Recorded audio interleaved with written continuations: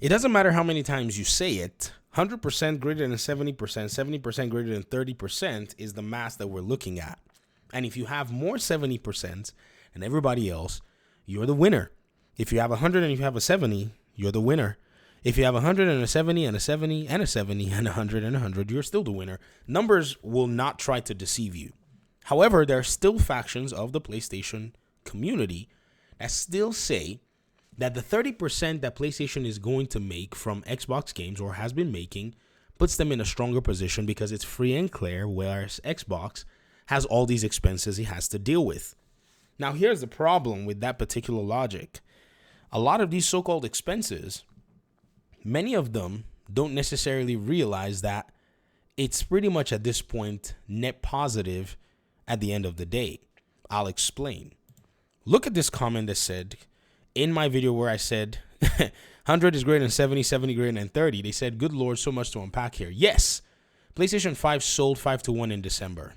So in 1 month, it sold 5-1, but now they've basically taken that to mean PlayStation is selling 5-1. Well, how are we supposed to go ahead and use that to pretty much justify all the numbers all year? But they said we have no numbers for this month or last. Fine. You're also forgetting that with the 70% of Xbox that, they gained from taking their games to PlayStation, they still have bills. Research and development, game development, marketing, Game Pass, and the biggest one of all, paying Microsoft $100 billion, while PlayStation has 30% free and clear. Let's go ahead and rapid fire clean this up. Number one, the bills that they've had, they've always been able to pay those bills without selling the games on PlayStation. Keep in mind that they're just starting to sell their games on PlayStation. They haven't been doing it. And all this while, they've been here while you guys have been saying that they were dead for the past 8 years. Research and development, they've made those games already with their funds. Many of these games are years old. They still have not sold them on PlayStation. Many of them are just announced. So where you're getting these bills from and whatever, these costs seem to already have been covered when the game sold on PlayStation and PC. If you don't consider the PC ecosystem, you will make the conclusions that you're making. However, if you consider the PC ecosystem, you will feel the threat that PlayStation is feeling. The threat that PlayStation is feeling is that Microsoft is capable with its Xbox brand to put games in more places than them. Console, PC, subscription, and cloud. This is basically what PlayStation felt as a threat. So all of the costs that you're worried about with these old games, these costs have already been covered.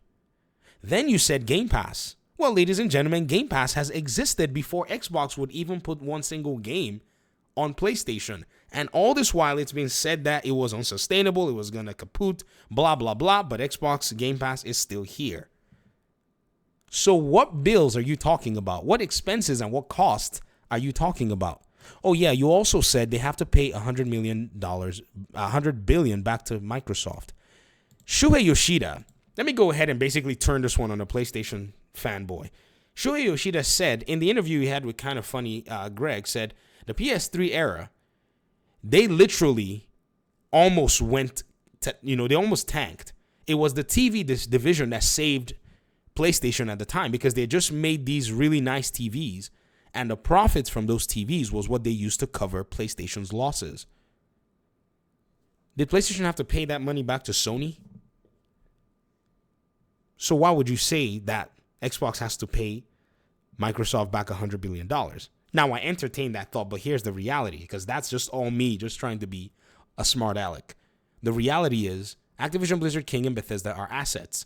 They're just like your house or my house. If I buy a house or you buy a house, let's just say you buy a house for $1 million, that house, cash, is worth $1 million. If at any point you decide you want to go ahead and divest of that house, you sell it for $1 million. Or if it's appreciated in the market, you sell it for more. So on Xbox's books, their net worth increased or basically stayed net even by $70 billion after the acquisition of Activision Blizzard. And now that that company is worth more, their net worth has gone up based on the valuation of that company. Simple. Because if Tencent tomorrow looked and said, can we hold Activision, please? And Microsoft's like, we don't want Activision anymore, or whatever the heck it is, they'll sell it for the monies and regain their cash back. That's why they don't have any kind of a deadline or any kind of a rush to pay $100 billion back to Microsoft. So this narrative right here, this paragraph of narratives needs to go away so that you can clearly see what's going on. You said this and you pointed out to the 30% that they're selling because they sold 75 million consoles or 71 million consoles, all the while forgetting that Xbox is just halfway where they are. Almost. Close. Maybe not so close. Close a few months ago, but not so close. However, Xbox is still making money on these games as well.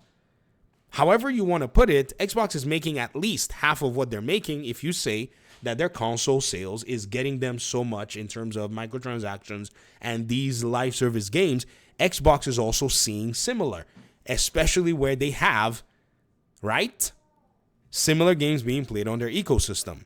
What's even better is Xbox is not only seeing the same 30%, in some cases they're seeing 70%, like in the case of Call of Duty. So Call of Duty, Xbox is making 70% on PlayStation, 100% on its own turf. Then it's making 70% on Minecraft and making 100% on its own turf. And it's doing it with games like Overwatch. It's doing it with games in its ecosystem like Grounded, Sea of Thieves. So this is where it gets really complicated because PlayStation only has access to 30% in this particular category. And one game that gives it 100%, Helldivers 2, and gives it 70% on Steam side. This is what y'all are not factoring in. And let's put Destiny 2 in there somewhere. Where's Destiny 2? So 2 games. You just can't find. Destiny's always fluctuating. Now that Xbox is increasing that number of the live service games, it's going to be getting 100% on its own platform, getting 70% on Steam, and now it's going to be getting 70% on PlayStation. Until you factor Steam into Xbox's catalog, you will draw the conclusions that you've been drawing, and you will be very mistaken because you're not seeing the whole composite of everything. You're not seeing the big picture. That's what's missing here. So yes, I can understand that you would say, well, sure, Xbox is going to make 70%, but PlayStation is making 30% free and clear, not considering that there's another 70% for the exact same game that Xbox is making somewhere else. That's where every PlayStation fan that continues to get, in a sense, confused by this is not paying attention. Maybe the Xbox fans are celebrating it, and you're looking at it that way, but I play on PC. So I'm coming in and I'm like, all these years, Xbox has been putting their games on PC. They've stayed profitable before they ever sold a single piece of software on PlayStation. I hope you guys are aware that Xbox was already fine and doing okay when they were in the Xbox One generation and they pivoted to going PC day one. They started to see gains. Their studios are all intact. And if there's any studio that's been closed from their original Xbox game studios around the Xbox One days, please somebody let me know in the comment section. But from what I've seen, their studio stayed intact. So, you said Xbox needed to sell their games on PlayStation and Switch in order to make this work. As a console, Xbox is failing. They were already failing in the Xbox One generation and never put their games on the Switch and PlayStation and still stayed afloat and profitable in their business. How did they do that? PC. That's how they did it. That's how they did it. I opened up the Steam best of 2017, 2018, 2019, 2020. I think I still have them here. Steam bestseller 2020, 2017. Steam bestseller 2018. And here you will see Age of Empires 2 in both these years.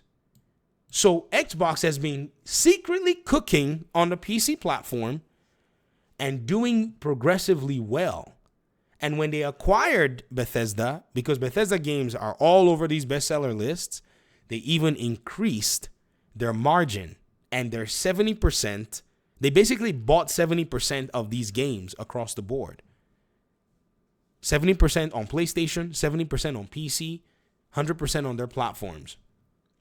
Xbox PC, or wherever the heck it is. If you go through Bethesda's, online login, whatever.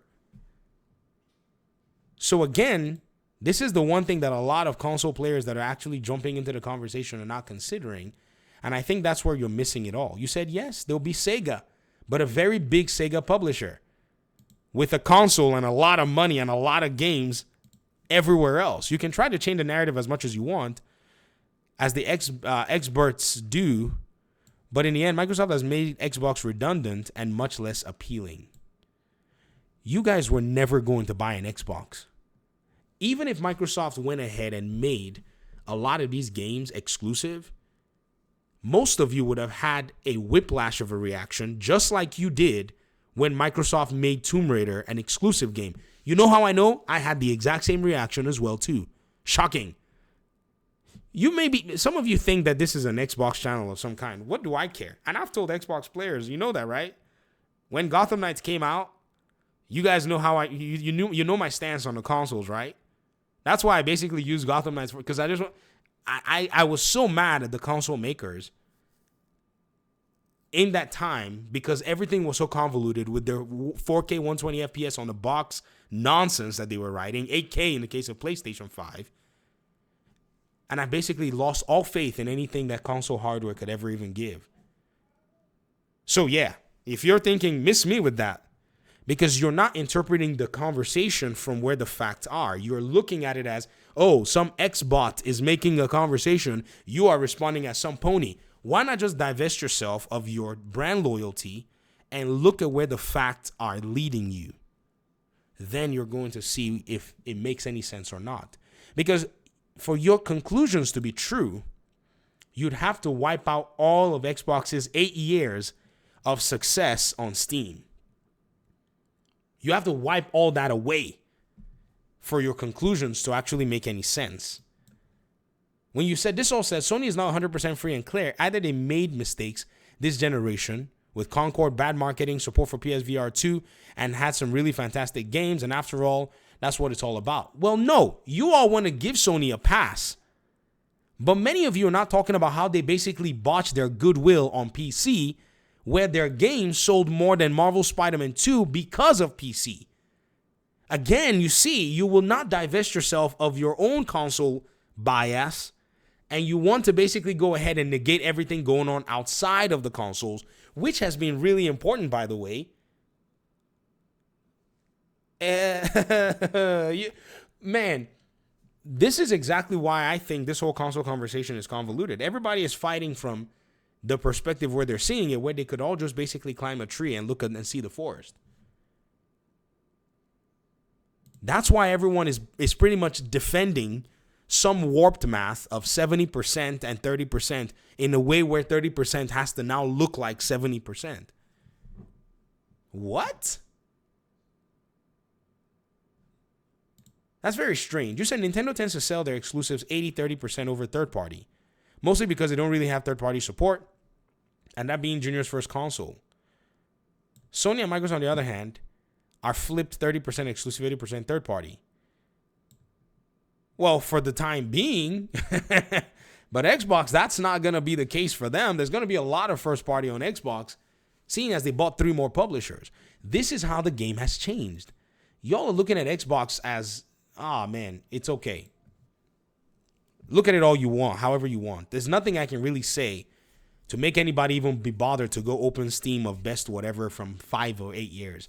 A lot of folk are just basically set in the way that they feel they need to see something rather than actually see it for what it is.